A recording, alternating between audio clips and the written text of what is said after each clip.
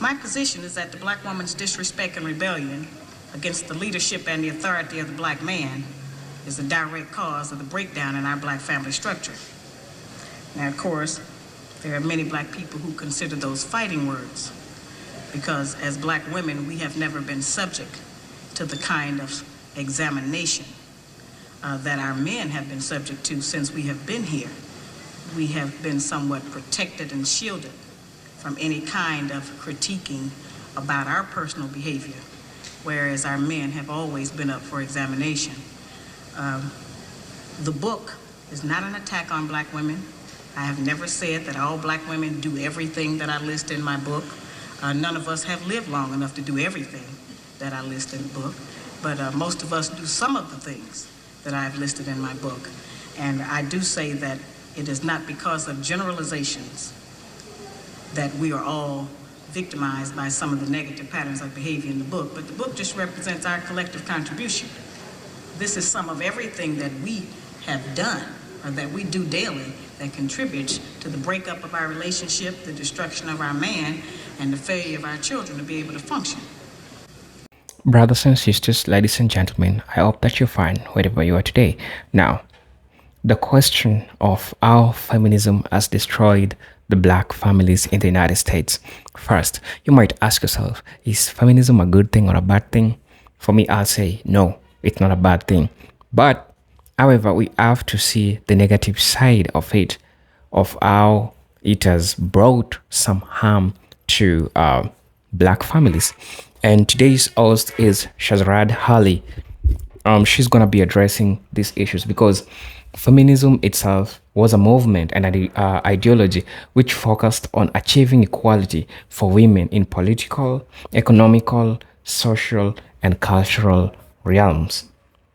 The aim was to address and eliminate the disadvantages and discriminations which women have historically faced and create equal opportunities and rights for all genders. Now, the key goals for feminism were political equality, economic equality, social and cultural equality. You might ask yourself, is feminism a good thing or a bad thing? I'll say no, because it's majorly on the positive. Now, feminism is largely seen as a positive for its role in promoting gender equality, protecting women's rights, and fostering a more inclusive society. The movement has brought about significant progress, like securing voting rights for women, advancing workplace protections, and challenging gender-based violence. However, some criticize aspects of feminism, particularly if they feel it has evolved to emphasize individual independence at the expense of traditional family structures, or if certain forms of feminism seem to exclude men or women of diverse backgrounds. This leads to ongoing discussions about feminism can be more inclusive and balanced. Depends. I want us to hear what Shazrad Ali says about how feminism has destroyed the black families. She has, and she makes important points that I believe that we are going to talk about. If you're watching this video for the first time, please like, share, so that we can get to discuss about this. These are topics that are important to the black family that I feel like we need to talk about them. If you wish to buy me a coffee, you can check out my Patreon account. Not my Patreon, but you can check out my Cash App account. It's on my bio, and you buy me a coffee. I'll definitely appreciate, only if you can. Now, I want us to watch this video. I'll be back with my commentary. I'll be telling you the downside of feminism in the society, especially in the black families. Shahrazad Ali on the background. She's also going to explain a number of things that are important.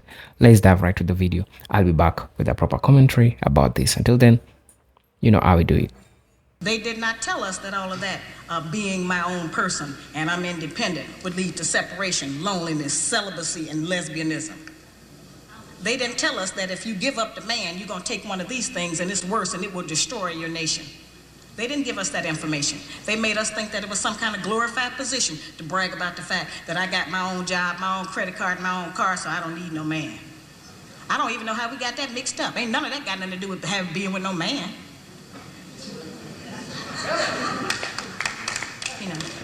We have some serious relationship problems that nobody has been able to address us on because everybody wants to pretend that this is not going on. Over 60% of our women are single, widowed, separated, or divorced. They don't have a man. I just came out of Florida, and they got a housing complex that the Urban League built, which is a black organization that is for women and children only. They say they don't allow any men in there. I didn't have time to deal with it, but I talked about them real bad. That's the silliest program I've ever heard of. You know them women that had men if they got a bunch of children. They need fathers. They need protection.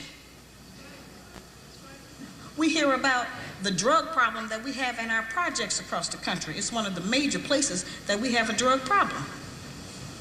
We talk about the great strength that we have as black women. Well, the welfare department don't rent government apartments to single black men.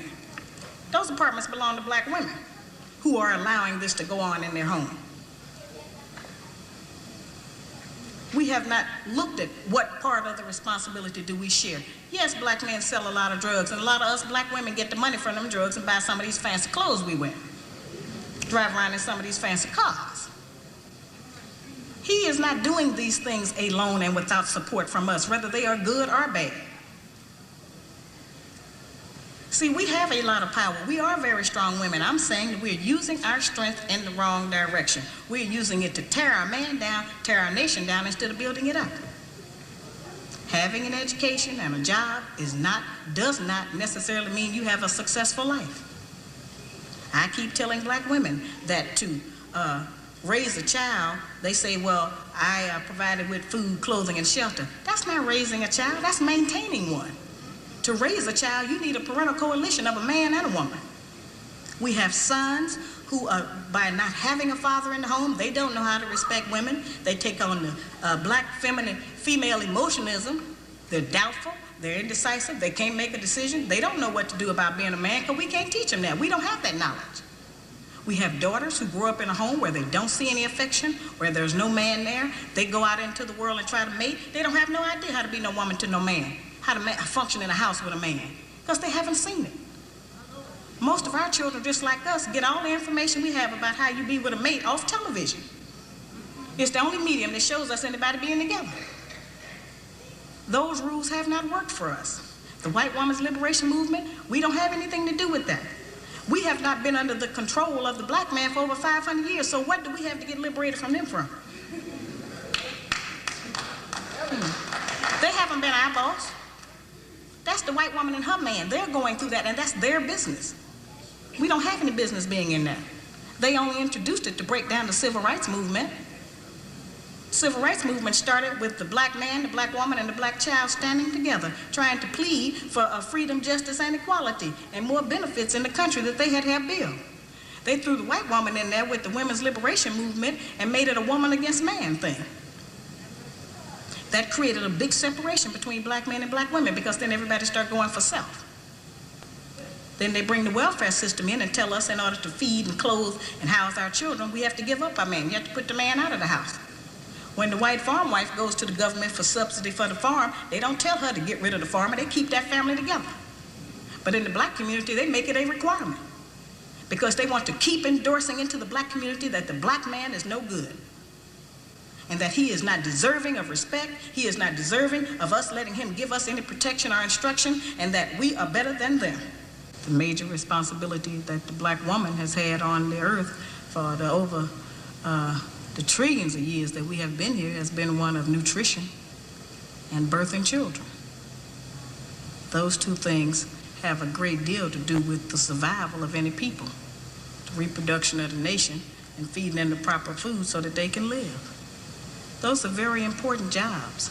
Those are very powerful positions, because it puts us in a position to decide who's going to live or die, and how slow they're going to die by what we feed them. We have a very powerful position. That's not a small role that we play. We have just been taught to misrepresent and misuse that power. The people who we have been counting on to give us the truth about how to get along have failed.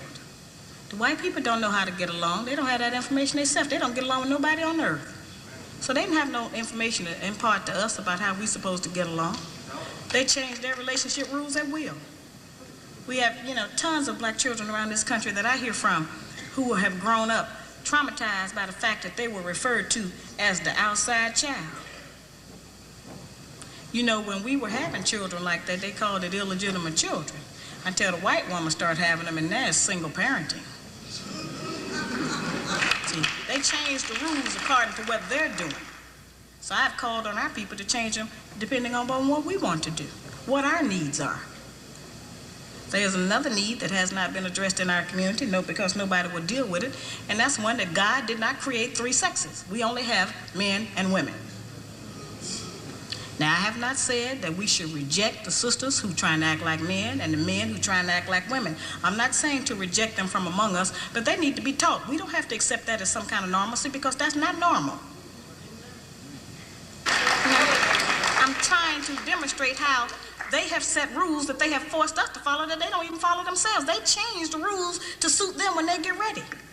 We can change them to suit us when we get ready, especially if we have what we have now, which is a failing system. It hasn't worked for us. We don't have to be ashamed that it hasn't worked for us. But we do have to be ashamed of the fact that we keep plodding behind it and not trying to make the corrections that will help our people to survive. He wants to keep us in this condition. He wants to keep us separated from our man. Because he knows that the only door, the only route he has to destroy our black man is through the black woman.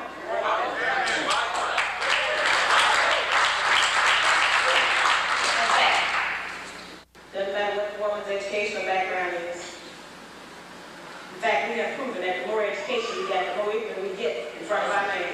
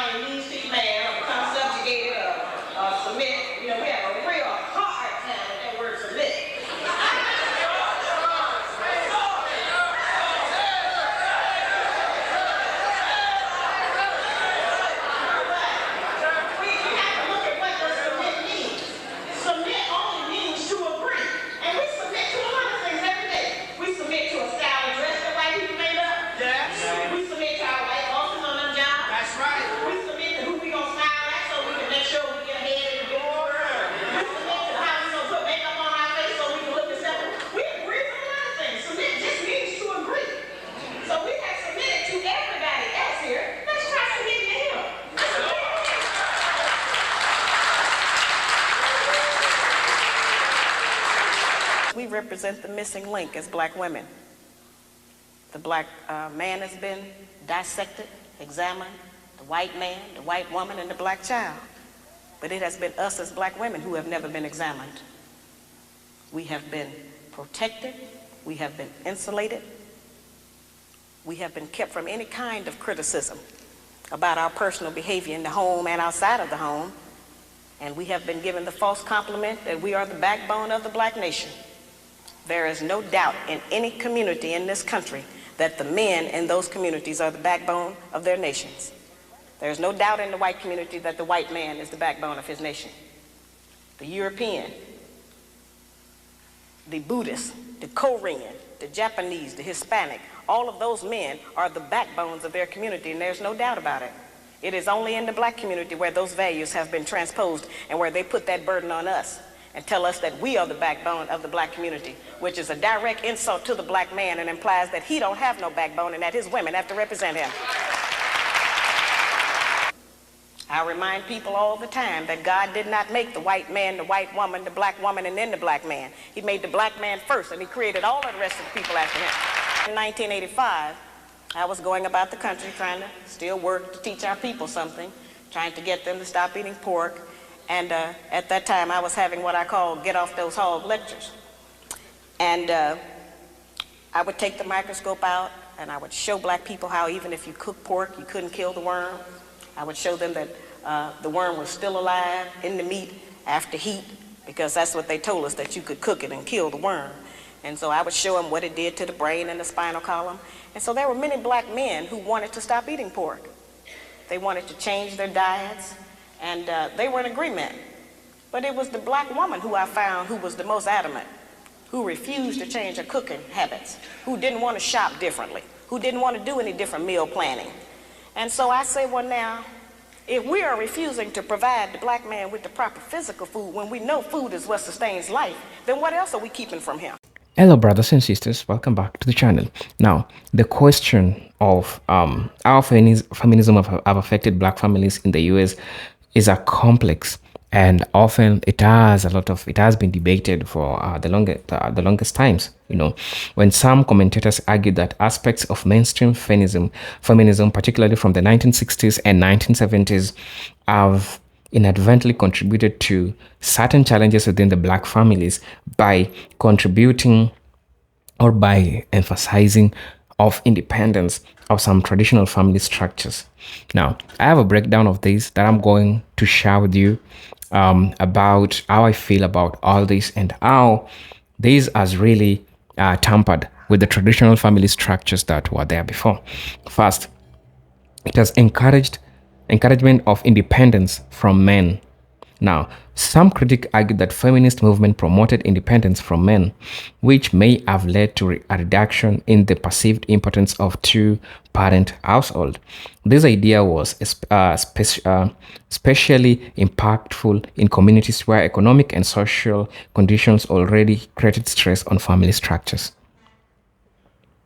In black communities where poverty, mass incarceration, and systemic racism were already affecting family stability, this message may have further encouraged women to pursue self-reliance over family cohesion, which some argue contributed to the single-parent household.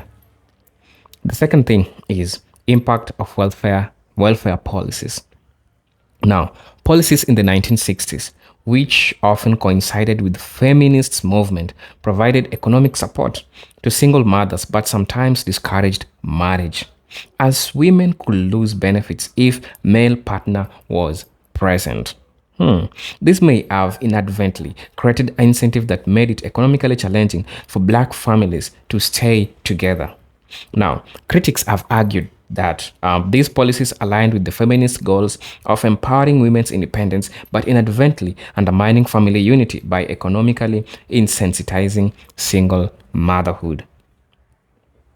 The third thing that I would also like to talk about that is important: marginalization of black men's role.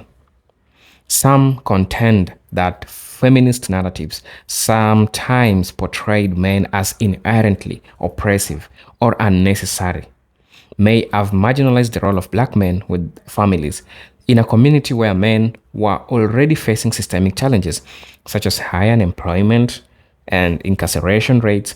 This cultural shift could have further eroded their position